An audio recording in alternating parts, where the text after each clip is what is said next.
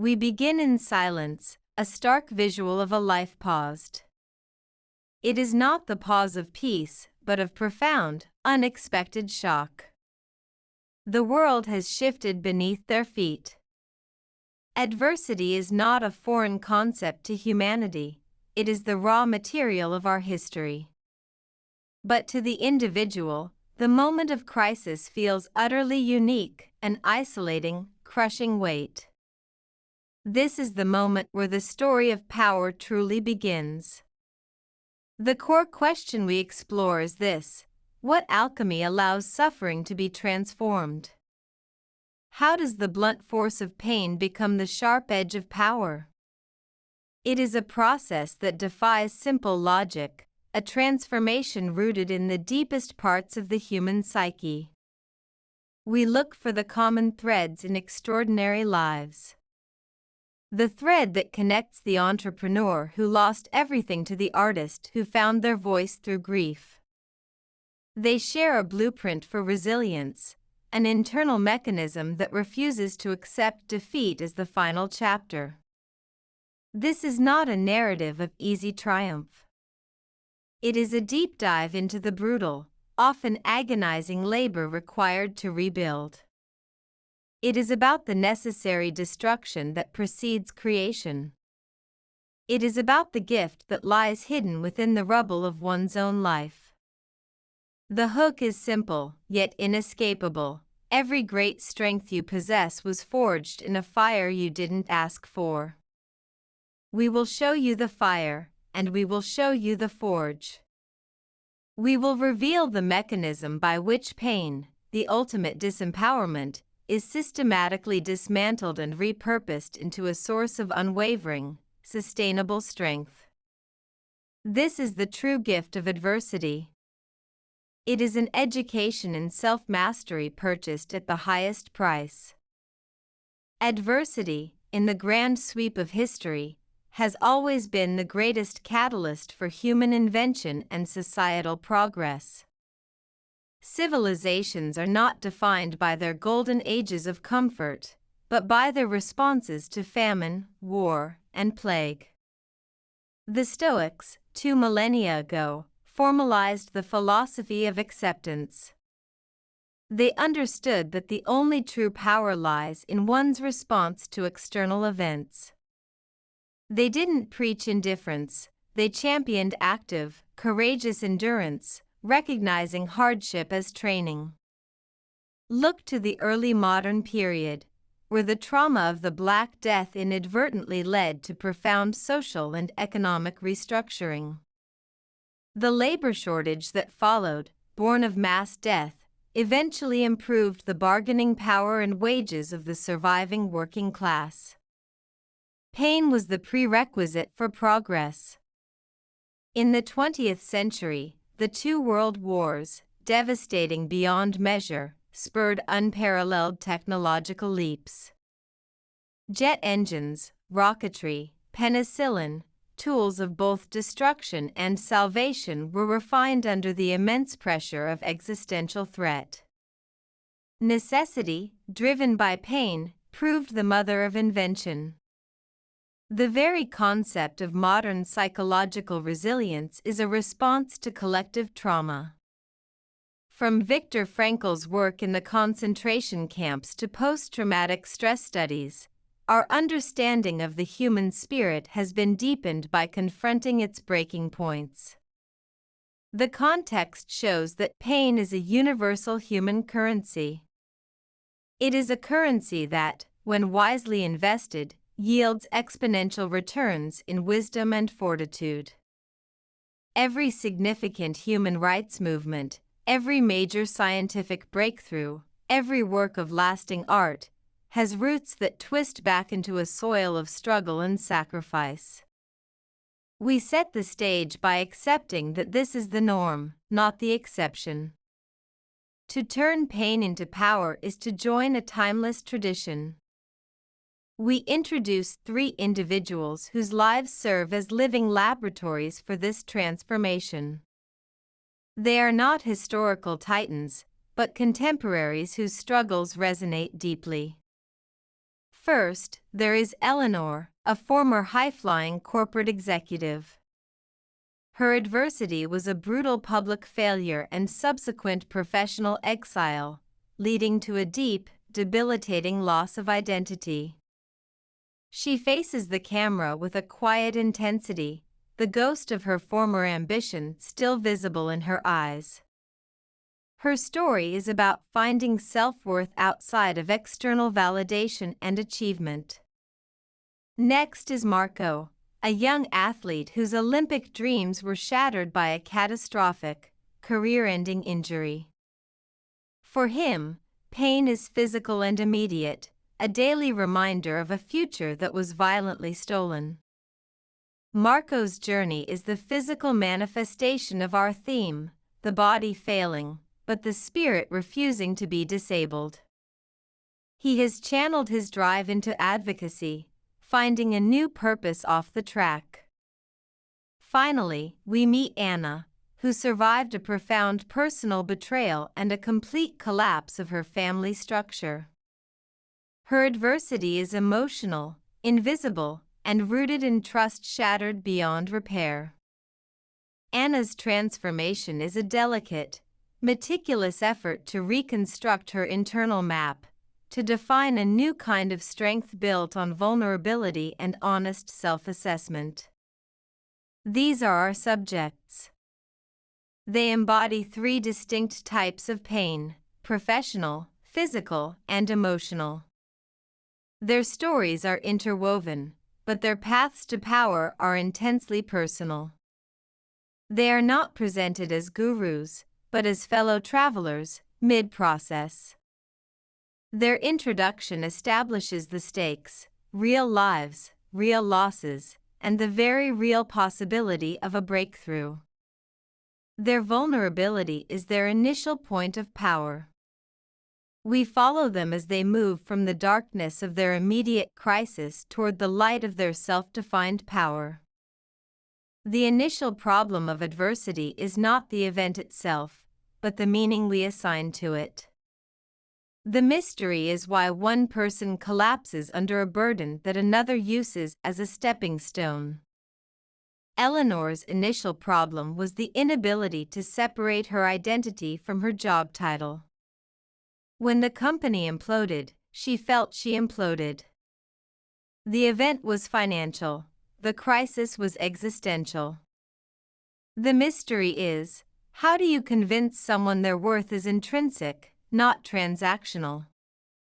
Marco faced the crisis of being suddenly rendered useless in the context of his defined purpose. His entire life was structured around the discipline of training and the pursuit of gold. The initial problem was accepting a new, unwanted reality that required a fundamental redefinition of his physical self. His mystery: how does a person redefine victory when the game is over? For Anna, the initial problem was the corrosion of her perception of reality. Betrayal is a shattering of the narrative, leaving behind a confusing landscape of lies and self-doubt. The mystery for her was the simplest yet most complex: whom can you trust, if not yourself? The common mystery running through all three is the struggle against self-pity, the seductive trap of victimhood. It is easy to assign blame and sink into the comfort of powerlessness. The crucial pivot point, the mystery we must solve, is the mechanism of taking radical responsibility, not for the painful event, but for the response to it. The initial problem is a crisis of perspective, and the solution lies in a profound shift in internal vision. The first major clue in the journey from pain to power is always a small, almost imperceptible internal shift, the first act of defiance against the crushing reality. It is the moment the victim's narrative cracks. For Eleanor, the clue was a refusal to throw away her old, meticulously organized corporate planners. In a moment of despair, she almost burned them. But instead, she started using the empty pages to track small, personal victories, a difficult conversation, a sunrise walk, a book finished.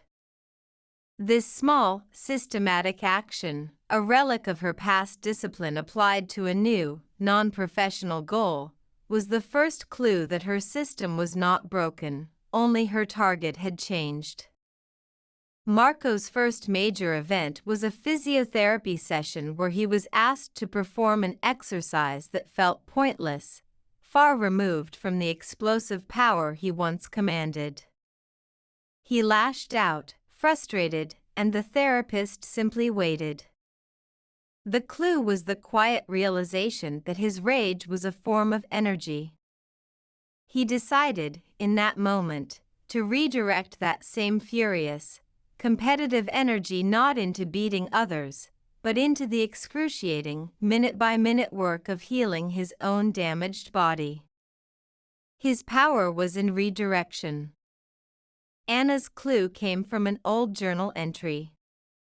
She read a passage she had written years before, full of optimism and a fierce belief in her own inner strength, before the betrayal. The memory of her past self, unscarred, served as a witness to her inherent value. The realization, the person who was betrayed still exists, and her core strength was a document that needed to be reopened, not destroyed. This small, rediscovered artifact was the first step toward reclaiming her narrative. These small acts are the equivalent of a tiny spark in the vast darkness. To understand the power, we must understand the origin of the pain. The root causes of adversity often predate the final, explosive event. Eleanor's corporate fall was not solely about market forces. It had roots in her lifelong need for external validation, a drive forged in a childhood where only measurable success brought parental approval. She pursued the title, the salary, and the visibility because she equated those things with safety and love. The origin of her pain was a scarcity mindset about her own self-worth. The crash simply exposed the flimsy foundation she had built her life on. Marco's injury, while sudden, was also a consequence of a relentless, self-sacrificing training regimen that bordered on abuse. He pushed his body to its absolute limit, ignoring every warning sign, driven by a fear of being ordinary.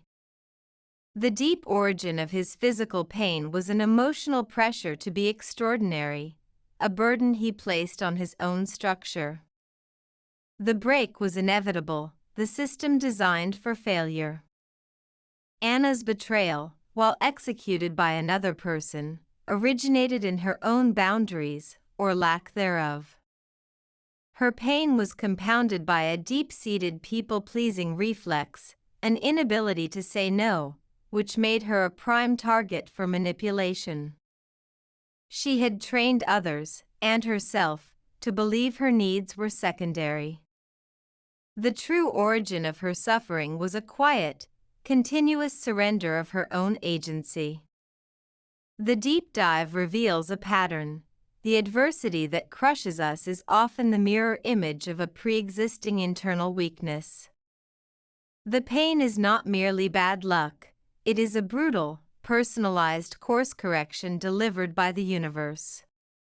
The origin is complex, but understanding it is the first act of intelligent power. When adversity strikes, the mind immediately scrambles for a theory, a simple explanation to contain the chaos. These initial theories are almost always misdirections, leading away from the true source of power. One prevalent misdirection is the external blame theory. This theory dictates that the adversity is entirely the fault of a market crash, a careless driver, a malicious person. While external factors are real, this theory keeps the individual powerless, waiting for the external world to apologize or fix the problem. Eleanor initially clung to this, railing against the former board members, delaying her own healing. A second misdirection is the quick fix theory. This is the urge to immediately replace what was lost, a new job, a new partner, a new physical pursuit, without doing the internal work. Marco struggled with this, desperately trying to find a high-impact sport to substitute for his running, almost injuring himself further. He sought a shortcut around the necessary grief. The third, and most insidious, is the martyrdom theory. This is the belief that one must suffer publicly and perpetually to be worthy of sympathy or attention. Anna found herself subtly amplifying her pain to others, feeling validated by their pity, which secretly reinforced her identity as a victim. It is a form of power, but a passive, draining one. These conflicting theories are the mind's resistance to change. They are coping mechanisms designed to protect the familiar, damaged self. The first step toward genuine power requires the brutal honesty to discard these misdirections. It requires acknowledging the event, feeling the pain, and then consciously choosing to look inward for the solution, not outward for a rescue. The real theory is the internal architecture of resilience. In the midst of the crisis, a crucial witness or a forgotten document often emerges, acting as an anchor point to reality and a guidepost to the future. For Eleanor, the document was not a corporate file, but a letter from her grandmother, written years ago and tucked into a book. The letter spoke not of career success, but of the quiet endurance required to raise a family during a historical depression. It detailed small acts of grit, mending clothes, planting a tiny garden, finding joy in simplicity. The letter was a witness to an older, more durable form of power, one detached from economic cycles. It was a document that redefined what success truly meant. Marco's crucial witness was a fellow athlete, a former champion who had also suffered a terrible injury. This man, years later, was now a coach and mentor. He didn't offer platitudes. He offered a clinical, unsentimental assessment of Marco's current state and a detailed, grueling plan for the future. The coach served as a witness to the possibility of a second life, proving that the injury was a transition, not a termination. He was living proof of the transformation. Anna, in clearing out old belongings, discovered a collection of self-help and psychology books she had bought but never read. Specifically, a highlighted passage on cognitive behavioral therapy, CBT, became her document. It was a formal, objective framework for challenging her pain-driven, negative thought patterns. The document offered a set of tools, a rational counterforce to the emotional chaos. It was the crucial first step towards self-administered therapy. These discoveries validate the idea that the resources for recovery are often already in our possession, waiting to be seen. Just as our protagonists begin to make progress, the stakes must escalate. The true test of transformation is not when things get easier, but when the old pain returns with a new complication. Eleanor had started her consulting work, small and manageable, but a major complication arose. A former rival, now successfully employed, publicly undermined her, questioning her integrity in a way that felt like a direct assault on her fragile new identity. This was not just a business setback, it was a re-triggering of the original, deeper wound of public shame. The stakes were no longer financial, but reputational and moral. Marco, after months of grueling rehabilitation, suffered a painful relapse. A seemingly minor misstep during a walk flared up his old injury, forcing him back to crutches and weeks of rest. The complication was the brutal realization that recovery is not a straight line, but a treacherous, non-linear path full of setbacks. The stakes escalated from physical recovery to emotional commitment. Could he continue when the destination kept receding? The complication was the betrayal of his own body. Anna, having begun to set healthy boundaries, was confronted by the betrayer who attempted to draw her back in, using manipulative tactics that preyed on her old desire to be the peacemaker. The complication was an active external force fighting her transformation. The stakes escalated from private healing to a public, painful confrontation. She had to choose between her new self and her old, destructive relational pattern. These complications are the universe's way of stress testing the new power being forged. They force the individual to apply the lessons learned not in a vacuum, but in the heat of a renewed crisis. The true gift is the opportunity to demonstrate that the pain has been converted into an operating, robust system of resilience. The core evidence supporting the pain-to-power mechanism is found in the brain's neuroplasticity and the concept of post-traumatic growth, PTG. This section shifts to the science behind the story. Pain is simply information, a high-priority signal. Traumatic pain, whether physical or emotional, forces the brain into a state of hyper-alertness and reorganization. The brain is literally compelled to prune old, dysfunctional neural pathways and establish new ones capable of dealing with the novel threat. This is the physiological mechanism of transformation. We analyze the evidence from the field of trauma psychology. PTG is defined by 5 factors: an increase in personal strength, improved relationships, a new appreciation for life, a change in life priorities, and a deepened spiritual or existential life. These are not merely subjective feelings, they are measurable outcomes.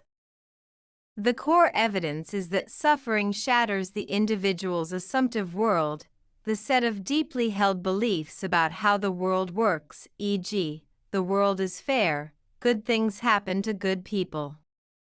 When this world shatters, the pain is intense, but the opportunity arises to build a more accurate, durable, and sophisticated worldview. The pain is a deconstruction tool.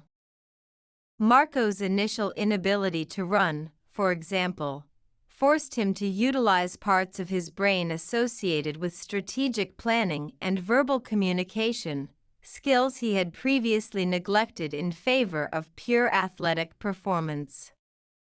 The pain effectively cross-trained his brain. Eleanor's loss of status freed her to build a career based on authenticity rather than corporate expectation.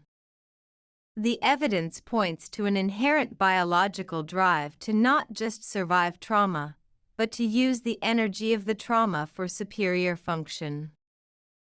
The physical environment often plays a subtle yet critical role in facilitating the internal shift from pain to power. A change of scene can disrupt old thought patterns. Eleanor, after her fall, could not bear the competitive, glossy landscape of the city where she had achieved and lost everything. She retreated to a small, quiet coastal town. The geographical deep dive shows the constant, unhurried rhythm of the ocean. This new environment, with its raw, indifferent natural power, served as a grounding force. Her previous environment demanded performance, her new environment only demanded presence. The quiet allowed her to hear her own internal voice again, undistorted by professional noise. Marco's rehabilitation took place not in an elite, high-performance sports clinic, but in a community center alongside elderly patients and children recovering from minor operations. This environmental shift forced a crucial perspective change. He was no longer the star athlete on the fastest track, he was simply a patient among many, his pain relative to the pains of others. This environment fostered a sense of humility and connection, dissolving the isolation of his singular tragedy. Anna, seeking to rebuild trust, engaged in a group therapy setting, a deliberate, structured geographical space for vulnerability. This environment, bound by rules of confidentiality and non-judgment, was the first safe space she had known since the betrayal. It was a social environment, a small, temporary community where her pain was validated but not amplified, giving her the courage to externalize and process her inner conflict. The deep dive illustrates that environment is a powerful, nonverbal teacher. It either reinforces the old identity or supports the new one. The wise seeker of power finds a place that forces introspection and quiet recalibration. In the narrative of turning pain into power, the antagonists are often not people, but internalized forces and societal structures that resist transformation. The most potent antagonist is the inner critic, the voice of self-doubt and self-sabotage. For Eleanor, this voice constantly whispered that she was a failure, an imposter who got lucky and deserved to be cast out. This internal force is harder to fight than any external enemy because it knows all the individual's insecurities. A second opposing force is the cultural script of achievement. Society dictates that worth is tied to measurable, linear, external success. When Eleanor lost her title, she lost her place in the script. When Marco lost his ability to compete, he lost his role. This external pressure acts as a powerful undertow, pulling the individual back towards the old, painful, but socially acceptable definitions of success. The third profile is the addiction to comfort. This antagonist manifests as the urge to numb the pain, through escapism, substance abuse, or simply intellectual avoidance. It is the force that seeks immediate relief rather than long-term growth. This is the velvet trap of stagnation. It promises ease but guarantees prolonged suffering. Anna had to actively resist the urge to simply sever ties with all people and retreat into a safe but lonely shell. These profiles confirm that the ultimate battle is internal. The shift to power requires facing and systematically dismantling the parts of the self and the external expectations that were complicit in the original vulnerability.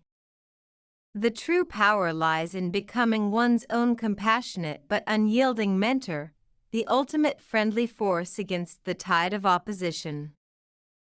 Transformation is rarely a solitary act. It often involves an unforeseen alliance that provides critical support or a final, necessary betrayal that breaks the last chains of the past. For Marco, the unforeseen alliance came from a most unexpected source, a group of older patients at the rehab center who had suffered strokes and were relearning to walk. They were slower, their goals vastly different, yet their dedication was absolute. Marco, in teaching them the mental techniques of visualization he had used as an elite athlete, found that he was also teaching himself. The act of giving became the unexpected alliance that cemented his own progress. Eleanor, still battling her inner critic, experienced a betrayal from a former protégé she had mentored. This person, in an attempt to climb the corporate ladder, explicitly took credit for Eleanor's past work and dismissed her publicly. This betrayal, though painful, was the final severance. It provided a clear, undeniable sign that the world she had served was inherently toxic and that her separation was not a punishment, but a necessary liberation. The betrayal freed her to fully commit to her new path. Anna's critical alliance was with her own shadow. Through intense therapy and journaling, she formed an unforeseen alliance with the parts of her that were hurt, angry, and fearful, parts she had previously suppressed. By allowing herself to feel and express these difficult emotions without judgment, she allied with her whole, complex self. This internal alliance was the most powerful, as it eliminated the need for external validation to feel complete. Adversity creates a vacuum, and what rushes in, whether unexpected support or a final, painful cutoff, defines the shape of the emerging power. Every great transformation has a definitive point of no return, a decision or action that makes reversion to the old, painful self impossible. For Eleanor, the point of no return was the launch of her own small, purpose-driven consultancy. She consciously chose to cap her earnings potential and client list, prioritizing meaningful work and a balanced life over chasing the multi-million-dollar deal. She turned down an offer for a high-paying, soul-crushing executive role at a new firm. This action was a permanent, structural commitment to her new values.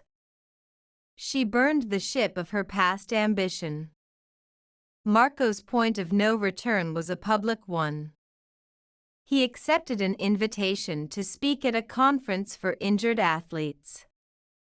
In front of hundreds, he detailed not his career highlights, but the agonizing, raw reality of his rehabilitation and the constant struggle with despair. By sharing his vulnerability, he redefined himself publicly. He became an advocate, not a former champion. The old identity was officially retired, and a new, more expansive purpose was declared. Anna's point of no return was a quiet but profound act of self-assertion.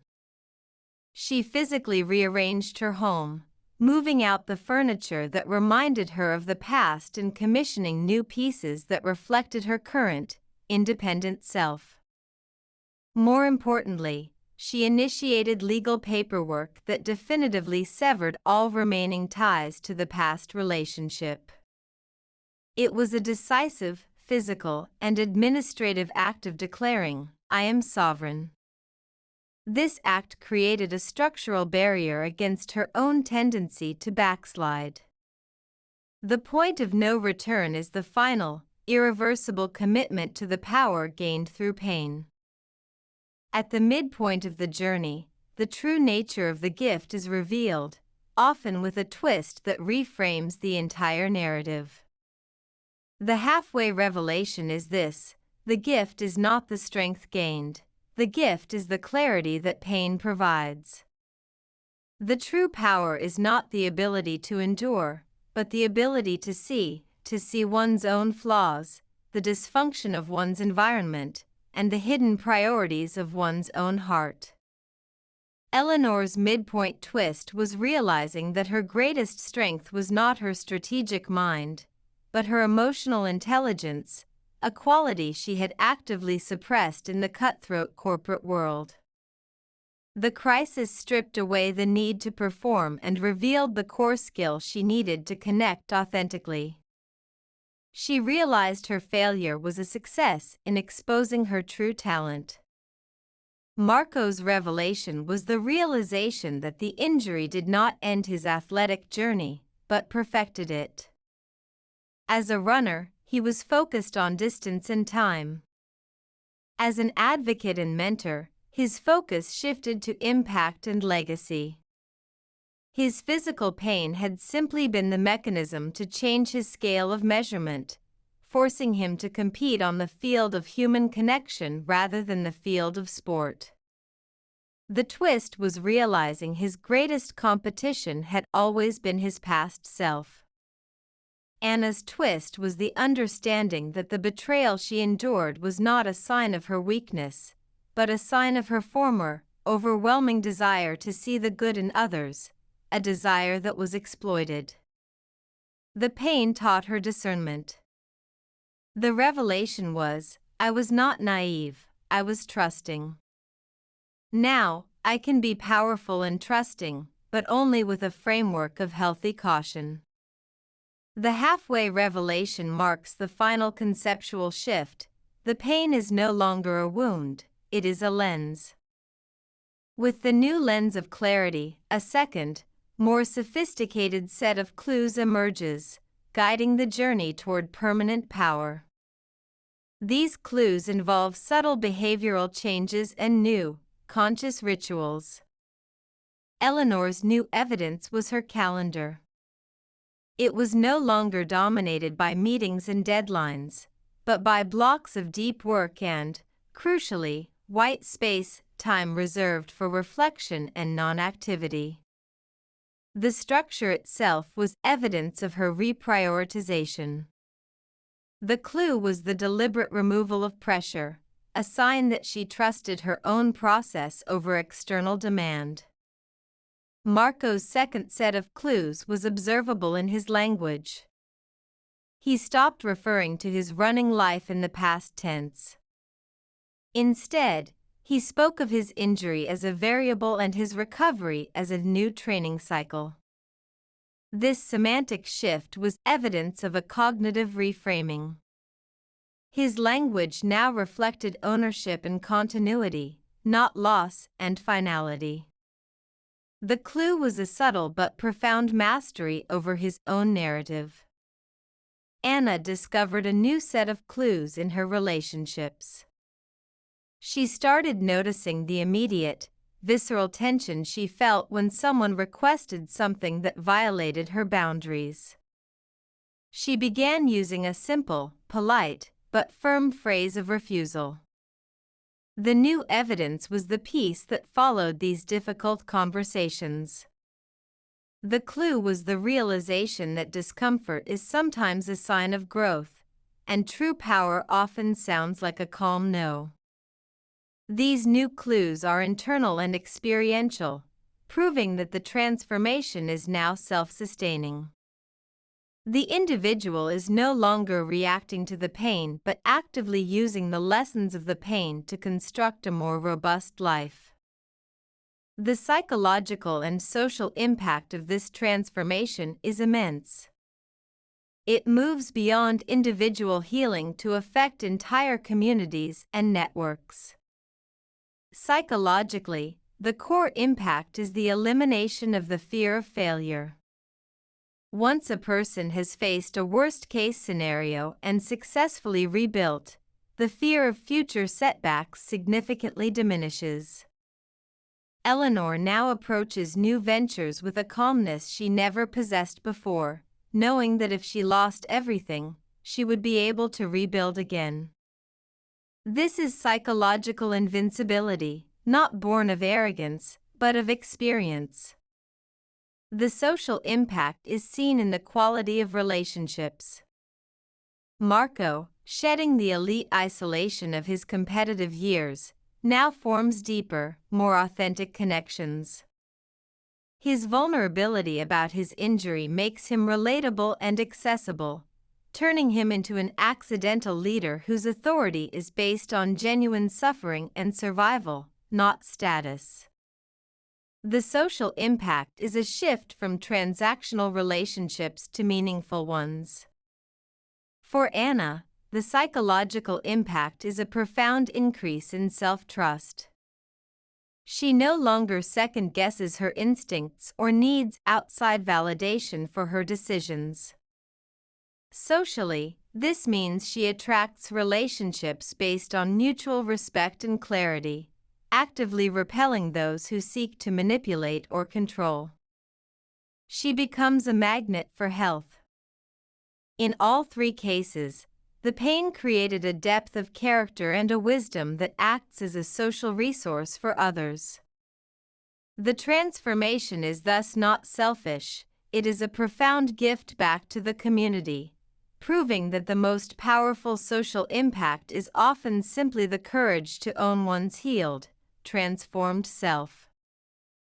The second analysis of the core evidence focuses on the concept of locus of control and the practical application of neuroplasticity. The locus of control, a psychological concept, describes how strongly people believe they have control over the events that affect them. Adversity begins with an external locus of control. Things happen to me. The path to power is the shift to an internal locus of control. I determine my response and my future. The pain provides the ultimate, high-stakes training ground for this shift. We analyze the evidence in Marco's recovery. The repetitive, often boring, micro-movements of physical therapy are a real-world application of neuroplasticity. Each successful, controlled movement reinforces a new neural pathway. He is physically, demonstrably taking control of his own healing.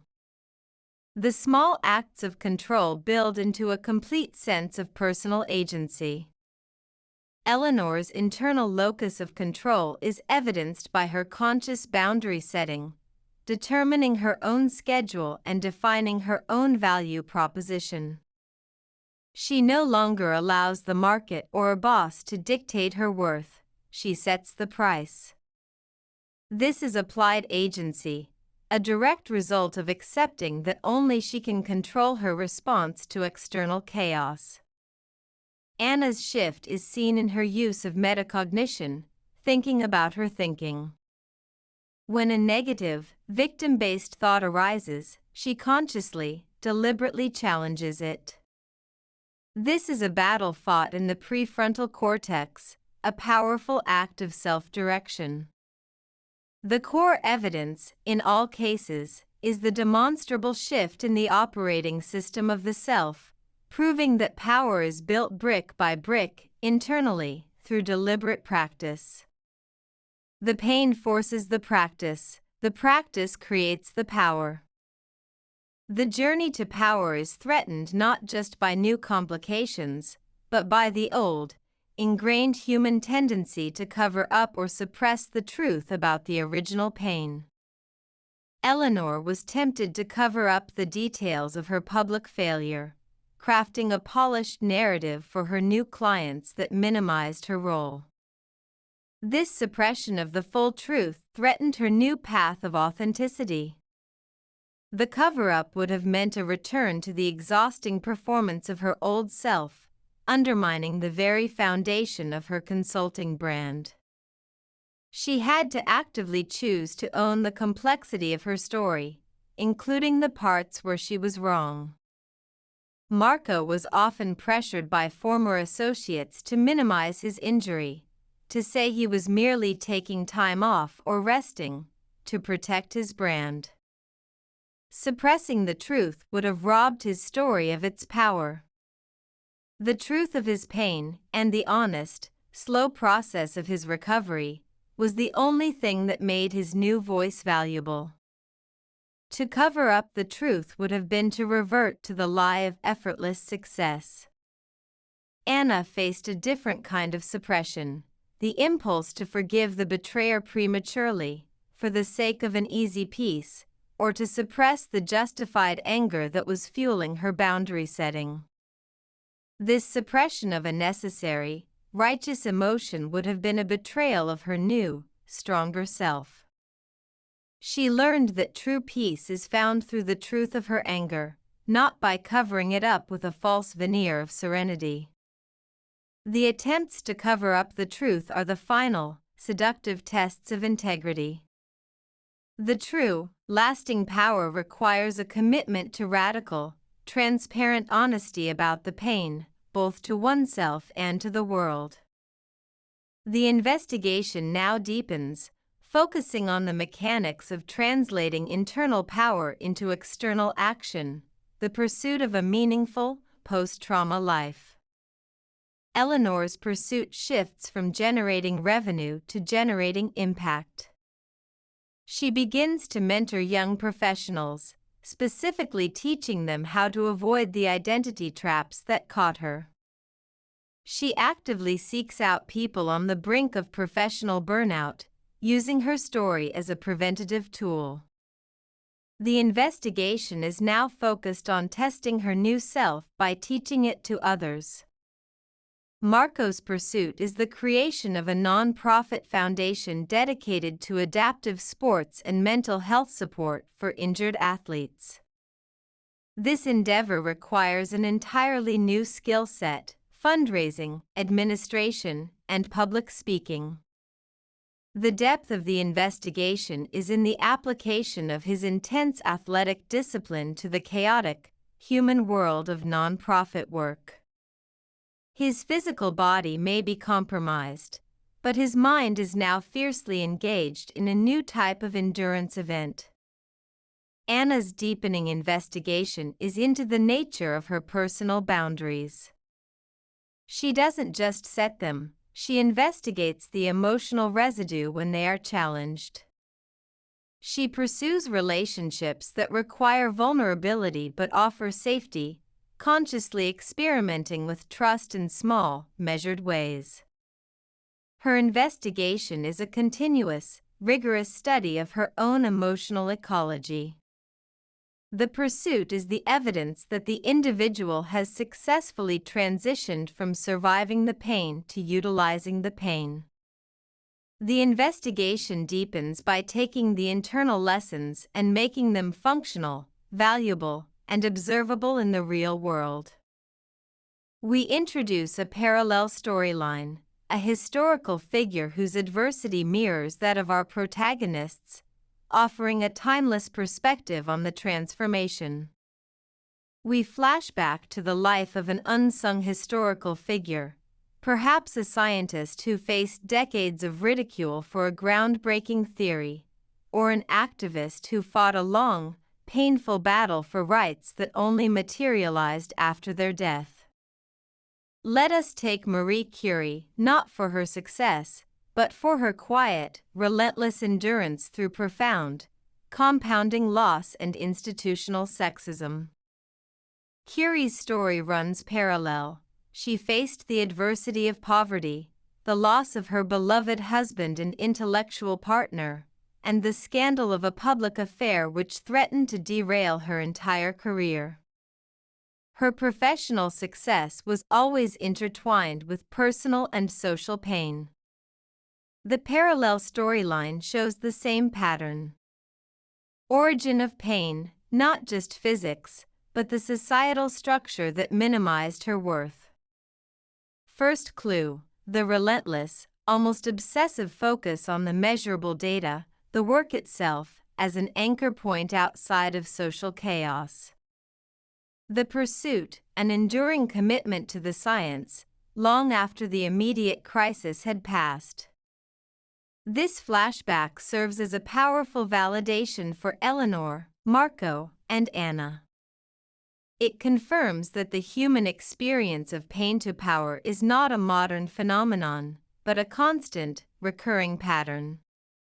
The enduring, unsentimental commitment to one's purpose, even in the face of maximum suffering, is the central pillar of all sustained power. The science is new, but the human spirit's mechanism is ancient. The transformation culminates in a necessary confrontation, a final, decisive action that solidifies the shift in power. Marco's confrontation is physical, but profoundly internal. He returns to the track for the first time since his injury, not to race, but to simply run one controlled, therapeutic lap. It is a confrontation with the ghost of his former self, the one who measured worth only in speed. He runs slow, awkward, and with deliberate control. The power in this confrontation is not speed, it is the courage to redefine the finish line, to claim the track on his own terms. Eleanor's confrontation is intellectual. She is invited to sit on a panel with the very rivals who once scorned her. The confrontation is not a shouting match, but a display of profound, quiet competence. She presents her new business model, which incorporates ethics and sustainability, values her former firm mocked. Her power is in her unshakable conviction and the maturity to not seek revenge, but to simply demonstrate a superior way of operating. Anna's confrontation is emotional and intellectual. She agrees to meet the person who betrayed her, not to seek closure or an apology, but to state her truth and define the new terms of her existence, free from their influence. She confronts the fear of standing alone. She speaks with clarity and finality, claiming her narrative and ending the conversation on her own terms. The power is in the complete lack of lingering emotional attachment. The confrontation is the final exam. It proves that the pain has been fully assimilated and converted into a practical, usable strength.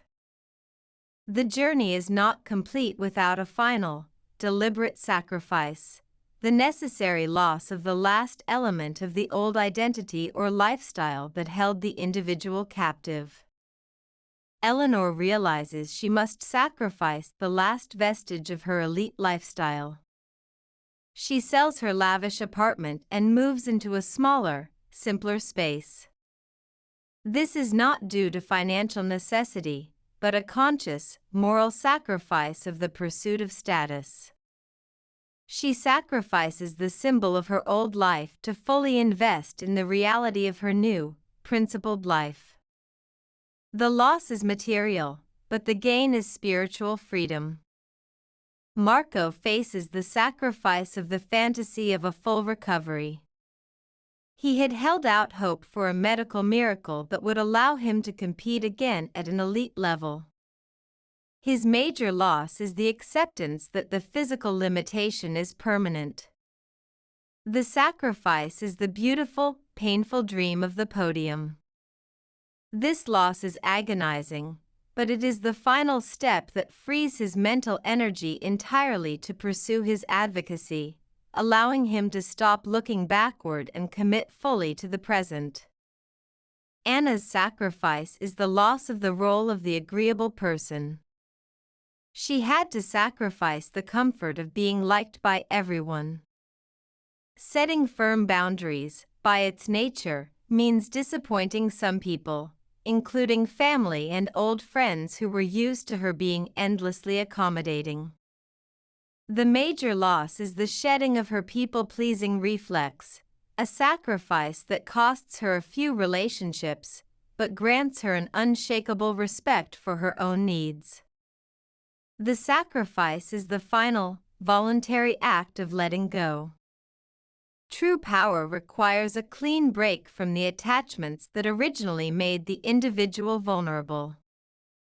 With the last sacrifices made and the confrontations complete, the final pieces of the transformed self click into place, revealing a cohesive, powerful whole. Eleanor's journey is completed by the realization that her most valuable asset is the story of her downfall. She stops presenting herself as a brilliant strategist and starts presenting herself as a resilience expert. The final piece is the integration of her failure into her value proposition. She now charges a premium not for what she knows, but for what she has endured.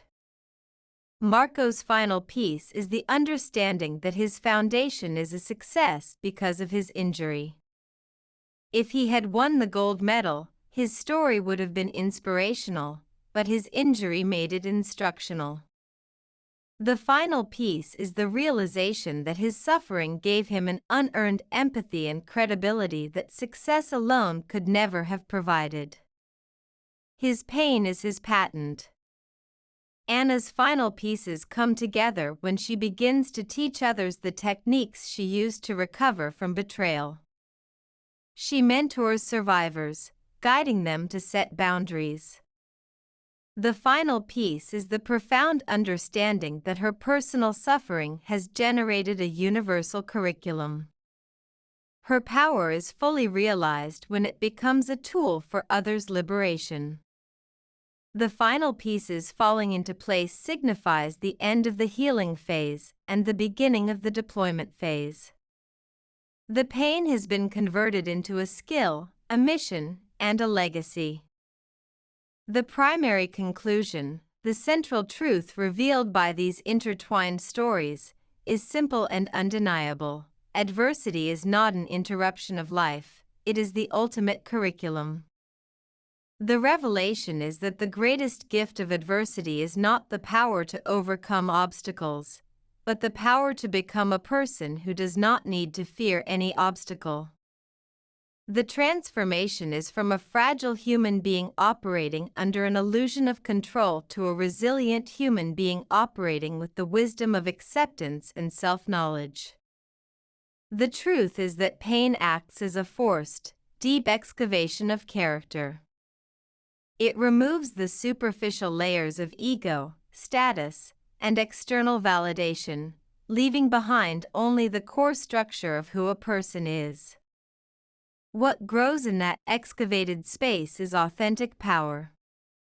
We conclude that the title, The Gift of Adversity, is not an ironic statement.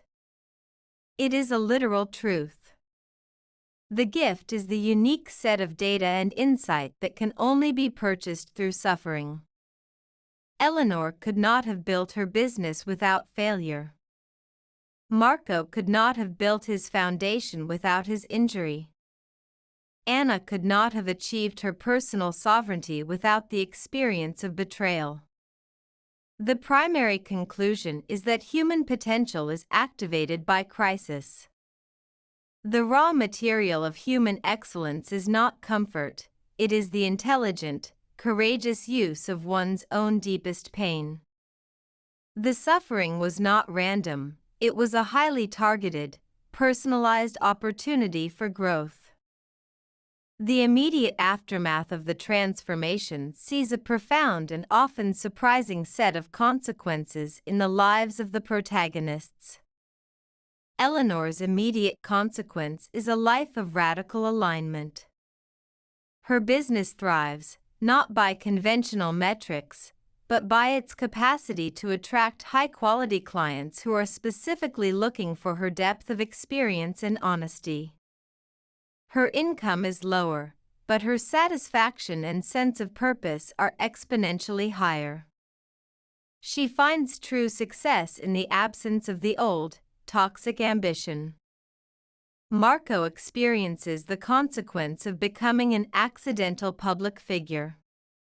He receives correspondence daily from people around the world whose lives have been changed by his willingness to share his story.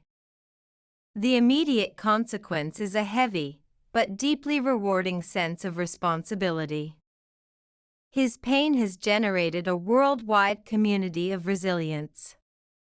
Anna's consequence is the emergence of genuine, unforced joy in her daily life. The constant internal low-level anxiety, born of fear and self-suppression, lifts. She finds that her clear boundaries lead to less conflict, not more. She has the capacity to enjoy the small, simple moments, a consequence of no longer carrying the crushing weight of her past trauma. The aftermath proves that the new power is not merely theoretical, it is a superior, more sustainable way of living. The immediate consequence of turning pain into power is a life of self-respect, purpose, and profound quiet contentment.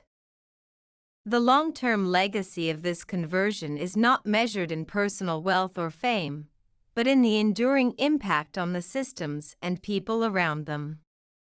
Eleanor's long-term legacy will be a new template for ethical business leadership, showing that integrity and profitability are not mutually exclusive. She establishes a fund for entrepreneurs who have experienced public failure, explicitly leveraging her own story to provide non-judgmental support. Her legacy is the normalization of failure as a prerequisite for wisdom. Marco's long-term impact is a national shift in how athletic organizations approach mental health and injury. His advocacy leads to structural changes in training protocols, ensuring that athletes are treated as whole people, not just machines. His legacy is the institutionalization of compassion in a highly competitive environment. Anna's long-term legacy is the simple, quiet impact she has on individuals. She writes a book that is not a self-help guide, but a raw, honest chronicle of her process. Her legacy is the permission she grants others to feel their anger, set their boundaries, and own their story without apology. She shifts the cultural conversation around betrayal from victimhood to self-sovereignty. The enduring impact of turning pain into power is the creation of new standards. These individuals use the unique perspective gained from their lowest points to build higher, more compassionate, and more truthful structures for those who follow. The stories of Eleanor, Marco, and Anna are profoundly relevant to the modern world, which is defined by an accelerating pace of change and an increased volume of collective and individual crises. In an age of digital perfectionism, where everyone curates a life of effortless success online, these stories offer a necessary counter-narrative. They dismantle the myth of the overnight success and reveal the truth of the often hidden, agonizing process required for genuine achievement. Their relevance is their authenticity. The modern economy is volatile, and the risk of unexpected career adversity is higher than ever.